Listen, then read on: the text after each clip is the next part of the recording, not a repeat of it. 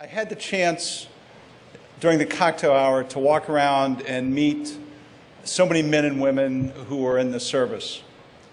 And it makes me feel proud to be an American, to hear your stories, to see your commitment and your service. I want to say thank you. All of you are so confident, make eye contact, you know what you stand for and who you are. You call me sir, which is awesome, by the way. I never get that at GE, but it's pretty cool, I have to say, so thanks for that.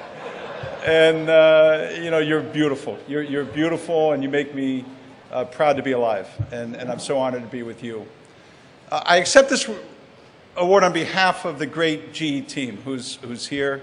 I have with me tonight the leaders of our GE Veterans Network, and these are GE employees that are also veterans who really look out and advocate for how we hire more veterans and how we make sure they get fulfilling careers.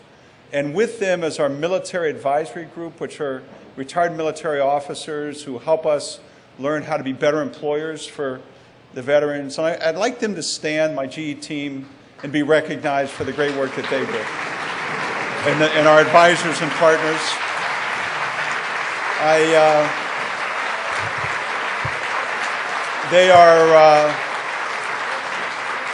are awesome. They advocate so well for the veterans, and look, you do all the work and I get the hardware, and that's a good trade for me. So thanks for that as well. So thank you for everything you do. GE intersects with this evening in four important ways. First and foremost, for generations we provided jet engines that go into fighter planes and helicopters, and turbines that go onto ships, nuclear reactors that go into submarines. And this is a business that's more than a business, it's a passion. It's a source of pride for all of our employees. Half of the fighter crafts in the world have GE engines. 2/3 of the helicopters have GE engines, and we're proud of what we can do. If you walk into my office, you're going to see pictures of our products. That's GE's form of artwork. But you're also going to see half a dozen letters that I've received from service people who've been flying a Black Hawk helicopter with a GE engine in Iraq or Afghanistan and comment on how durable the engine was in the most critical setting. And I display those with pride. All of our employees feel so fantastic about what that means, and we're so proud to be of service in such a great way. So that's an incredibly important aspect for the company. We've been big investors and innovators in the study of the brain. This is really an important initiative for our society, for the soldiers, football players, people that have Alzheimer's disease. 300,000 soldiers are going to come back from the recent conflicts with traumatic brain injury, and we can't do enough to understand the science and the health care and what it takes to return these people and to make them have the right therapies and treatment. And we will be on the leading edge, and we'll continue to invest, and our scientists will innovate, and I tell you that we won't sleep until we can provide better solutions in this very important area of healthcare. And it's critical for us right now, and we need to deliver that to you.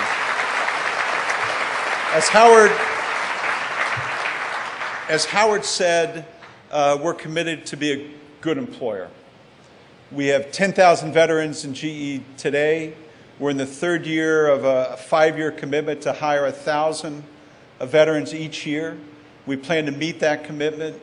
We've joined in with other corporations in the United States in a program called Get Skills to Work to try to take soldiers as they come home and train them and validate the work that they've always done so that they can have great careers and fulfilling careers as they deploy from the military. We need you. We're not doing this just to do a good thing.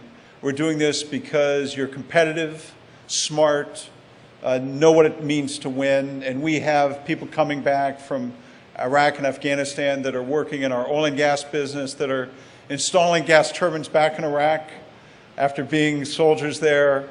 serving in factories and in offices and sales forces and service forces, and they're an awesome team. And so I hope there's a few resumes out there tonight as well, and the employment and the talent that exists in the military translates very well into the business world, and we want to make sure we capture that. So that's equally important as an initiative in what we do. And lastly, we work with the, thank you. We work with the Intrepid, and the work that's done here on science and technology, on making sure people understand military history, what it means to serve, and the role of STEM is critical. This country needs more engineers. We need more people that understand science and technology. That is the only future for a competitive society and a competitive country. And the work that the Intrepid does dovetails very well with the work we do in education. And so this mission that the Intrepid does, I think, is a place that GE can continue to work and do better things with the Intrepid, and we're very impressed with what people do here. So the 4 ways we intersect tonight are serving with technology and innovation, a commitment to expand the study of the brain in healthcare, continuing to drive employment, not just at GE, but more broadly in the economy in the United States, and working on STEM. And we're proud to be a part of all of those things.